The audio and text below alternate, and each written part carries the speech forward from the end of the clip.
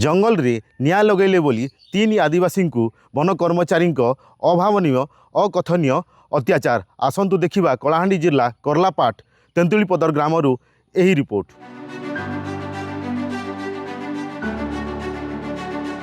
करलापाट अभयारण्य तेंतुलीपदर गाँव 3 आदिवासी को उठाई नेले।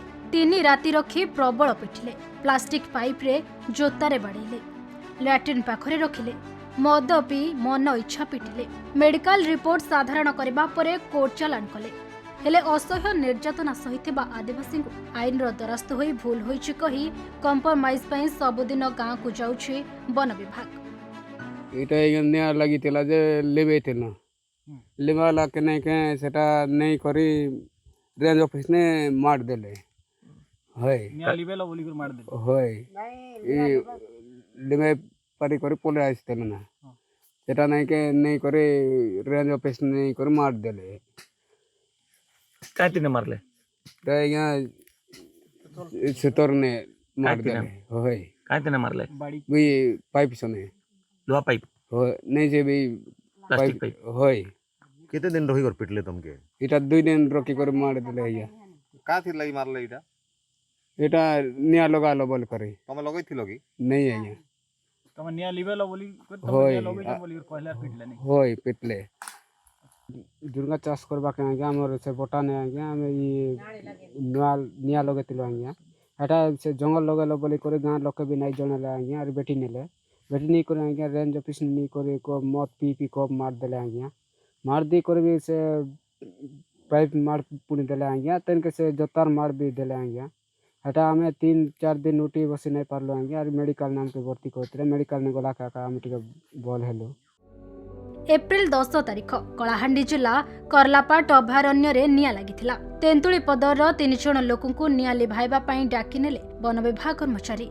निया लिभाई फेरुथिबा बेले वन विभाग अधिकारी माने पहुंची निया लिभाइथिबा 3 आदिवासी को उठाई आनिले भवानीपाटणा करलापाट रेंज ऑफिस को। 3 राति टॉयलेट पाखरे रखिले, अमानसिक भावे प्लास्टिक पाइप रे निर्धुम पिटिले, जोता खोली मध्य पिटिले। 3 दिन मद पी जेते इच्छा सेते पिटी चलिले, गालीगुलो सह असह्य शारीरिक मानसिक निर्यातना देले। जेमिति माड़ दे मजा नेउथिले सेमाने। 3 आदिवासी चालिबा मध्य सक्षम रे नथिले, मानविकतार सीमा पार होइथिला। 12 तारिख कोर्ट चालाण परे तेंतुलीपदर ग्रामवासी करलापाट वन विभाग अधिकारी कर्मचारी विरोध रे करलापाट थाना रे अभियोग करिसंती। जेउ तेंतुलीपदर जंगल ग्राम रे परिचित सेठाकार लोके जंगल सुरक्षा करिथांती, हेले काहीकि निरीह आदिवासी को असह्य निर्यातना दियागला, एहा पछर उद्देश्य कौन? आमर जागा सफा करितिनु सफा कर लटा गुटा सफा करितिनु जेन लटा गुटा जेन तिला सेटा के सफा कनु तापरे सेटा के जो दसाबार लगी फॉरेस्ट डिपार्टमेंट के भी आमे इनफॉरमेशन मांगलो सेमन आसले पार लाइन करि देले पार लाइन कला परे तांकर उपस्थिति में जे डसेनु तार बाद रे आरो दिन रे केन कुटला नि केने गड लागितिला से जुए आर तरे लागला एतकी बेले 10 बजे टाइम रे से जुए लागि वाला दुका होतिला टिके पार लाइन के डेगी देला परे हमर जेन गार पिला 3टा थिले आरो से निजे वार्ड मेंबर छ आरो से पिला 2टा के नि करी से जुए के लिबेबार लागि चेष्टा कले तापर जे लेबेले जे लिबे को आसला पीरियड रे से आडे हमर कलांडी डेपो आसुतिला आ रेंजर आसुतिला बिना बुझा सुजारे से मन के लदी कर नि गले नि जई करी जहाँ नेला तो तार लगी खुट विचार करवार थिला कि किसी गोटे से माने विचार करवार थिला से माने नी कर रेंज ऑफिस नहीं करी हमर लोग मन के पिला मन के मारपीट करी तापरे 3 दिन और दिन ने से माने भीतर के पड़ार पड़े। वन विभाग स्वीकार करिछि किछि कथा बाहर करिबा पई सामान्य माड़ होइछि। एही घटना एबे मानव अधिकार पाखरे मध्य अभियोग होइछि, हेले वन विभाग अधिकारी कंप्रोमाइज पई लक्ष्य जाचिलेनी। किछ लोक निया लगौतले सेटा इंटेंस फायर हो कि तांगा पोड़ चाषर निया लगौतले सेटा तो आमे कंफर्म नै छै। आमे जतल फील्ड इंक्वायरी कला पर जणा पड़े जे हां समान तांगा पोड़ चाषर निया लगौतले से नियाटा कॉन्सिडेंशियली माने एनवायरमेंटल इफेक्ट हो कि जा भी सेटा जंगल के पड़ैतिला आ जते बेले सेंचुरी भितरे निया लागला नियाटा कंट्रोल बाहर थिला आमे जानलु जे सामान्य दोषी सेतले आमे तांगा नारे एफआईआर करबी तांगे कोर्ट फॉरवर्ड करि। ନିର୍ଯାତନା ଦେବାଟା ଗୋଟେ ନିହାତି ଅମାନବୀୟ ଘଟଣା।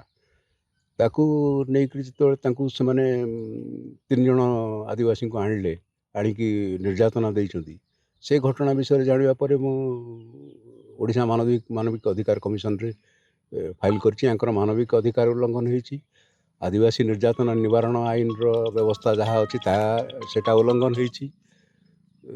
ଆଦିବାସୀଙ୍କୁ ନିର୍ଯାତନା ଦେବା ଗୋଟେ ବହୁତ ବଡ଼ ଅପରାଧ। ଆଉ ୟାଙ୍କର ଜୀବନ ଜୀବିକା ଯେଉଁ ବଞ୍ଚିବାର ଅଧିକାର, ଖାଲି ବଞ୍ଚିବାର ଅଧିକାର ନୁହେଁ, ଆମର ସମ୍ବିଧାନ ଦେଇଛି ଯେ ସମ୍ମାନର ସହିତ ବଞ୍ଚିବାର ଅଧିକାର, ସେଇଟା ଉଲ୍ଲଂଘନ ହେଇଛି। ସରକାରୀ କର୍ମଚାରୀମାନେ ଯଦି ଆଦିବାସୀଙ୍କର ନିର୍ଯାତନା ଦେଇକରି ତାଙ୍କର ବଞ୍ଚିବାର ଅଧିକାରକୁ ଉଲ୍ଲଂଘନ କରିବେ, ସେଥିପାଇଁ ସେମାନେ ଆଇନ ଅନୁସାରେ ଦଣ୍ଡିତ ହେବା ଦରକାର। ସେ ବିଷୟ ମୁଁ ମାନବ ଅଧିକାର କମିଶନରେ ତାର ଅଭିଯୋଗଟା ଦାଖଲ କରିଛି। ଅମାନବୀୟ, ଅମାନୁଷିକ, ଅସହ୍ୟ ନିର୍ଯାତନା ଯଦି ଘଟଣା ସତ ତେବେ ସାଂଘାତିକ। ଯେଉଁ କର୍ମଚାରୀ ଅଧିକାରୀ ମାଡ଼ ମାରିଛନ୍ତି ତାଙ୍କ ବିରୋଧରେ ହେବ କଡ଼ା କାର୍ଯ୍ୟାନୁଷ୍ଠାନ, ଯାହା ଏବେ ସାଧାରଣରେ ପ୍ରଶ୍ନ। ଆଦିବାସୀଙ୍କ ଉପରେ ବନ କର୍ମଚାରୀଙ୍କ ଅତ୍ୟାଚାର। 3 ଦିନ ଧରି କର୍ଲାପାଟ ରେଞ୍ଜ ଅଫିସର ତାଙ୍କ କର୍ମଚାରୀ 3 ଜଣ ଯୁବକଙ୍କୁ ନିଆଁ ଲିଭାଇବା ଅଭିଯୋଗରେ କଷ୍ଟଡିରେ ରଖି 3 ଦିନ ଅମାନୁଷିକ ଭାବରେ ଅତ୍ୟାଚାର କରିଛନ୍ତି। ହେଲେ ଖବର ପ୍ରଶାସନ ପରେ ଜିଲ୍ଲା ପ୍ରଶାସନ କ'ଣ ପଦକ୍ଷେପ ନେଉଛି ତାହା ଦେଖିବାକୁ ବାକି ରହିଲା। କଳାହାଣ୍ଡିରୁ ମନୋଜ କୁମାର ନାୟକ, ଖବର ଓଡ଼ିଶା।